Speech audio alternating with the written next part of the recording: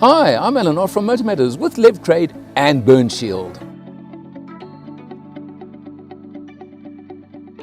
Whether you're out walking, cycling, driving a car, motorbike or anything similar, being able to perform emergency first aid could just save a life of somebody out there. And if you've got a Maxi Classic kit in your car, that could just enable you to perform that emergency first aid that would make all the difference to a stranger or a family member of yours.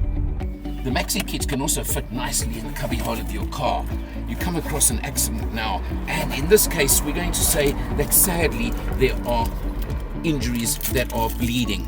So you take out your first aid dressing, depending on what's available and also how big the wound maybe is if you've got time to assess it. You would ideally put on gloves if you can, but the beauty of these first aid dressings from Burnshield is that they have built-in wound pads. Now what do I mean by that? Look here. There you go. Now you put that pad there directly onto obviously the bleeding part or the injured part, and then you wrap it around as you would do like that around your hand, for example, if that's where the cut or the bleed is. And compression is the best way to stop bleeding.